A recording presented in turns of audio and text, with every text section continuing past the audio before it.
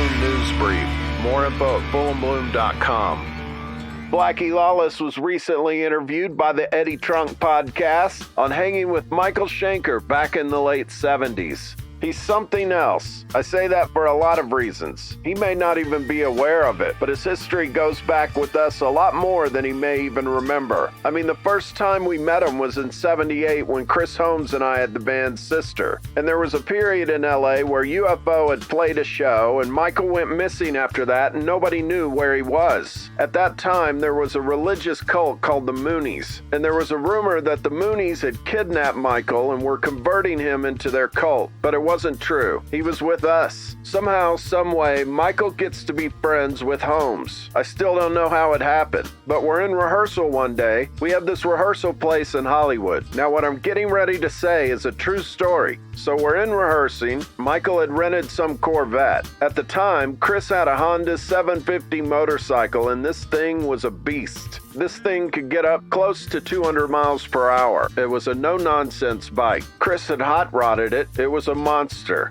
So Michael comes in and says, "Whose bike is this?" Chris goes, "It's mine. Can I drive it?" "No, that thing's going to get you killed. You're nowhere near prepared to get on something like that." But Michael's not taking no for an answer. This goes on for about 20 minutes, and finally Chris goes, "Okay, you got that bed out there? Give me the keys." Michael hands him the keys. Chris hands him the keys to the bike. So we're taking a break, and where we rehearsed, we had this little kitchenette area that was behind the rehearsal room. Now, where this kitchenette area was, there was a sidewalk about 3 or 4 feet wide, and that sidewalk went from where we were all the way down to Sunset Boulevard, which was about 2 blocks away. I'm in the kitchen doing something, and the doors were open, and I hear from a distance this motorcycle zipping by. I look out the window, and Michael's on the bike. He comes from my left-hand side and flies by the window. I stick my head out of the window to watch what he's doing because at the speed he's going, Sunset Boulevard, which is a 6-lane road, is coming up real fast, and I'm thinking he's going to stop any second.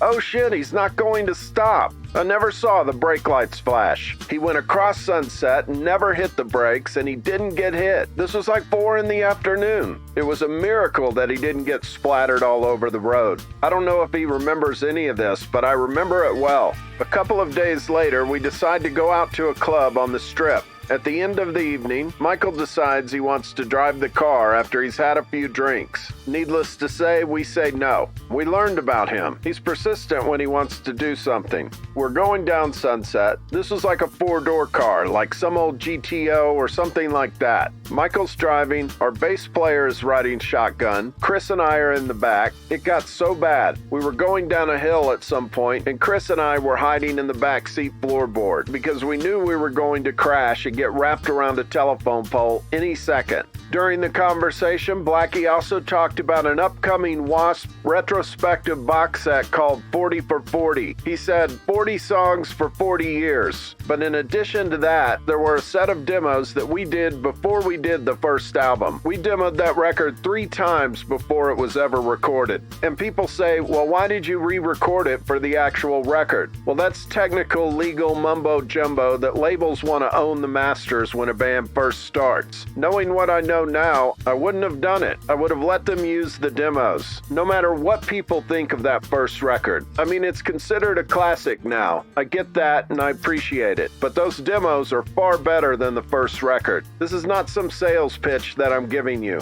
I've heard them, and there's a viciousness to those, because what happened, and I think any band will tell you this, when you keep re-recording something and you do it over and over and over, you start to lose that spontaneity and some of that magic. By the time we actually got to recording the record, that would have been the 4th time we recorded that. So we peaked somewhere between Demo 2 and Demo 3, and so we're going to put all 4 of those on there. If you haven't already, be sure to listen to our interview with producer Ric Browde, where he talked about producing some of those early WASP demos. A link to that interview and a link to the Eddie Trunk Blackie Lawless interview can be found in the description.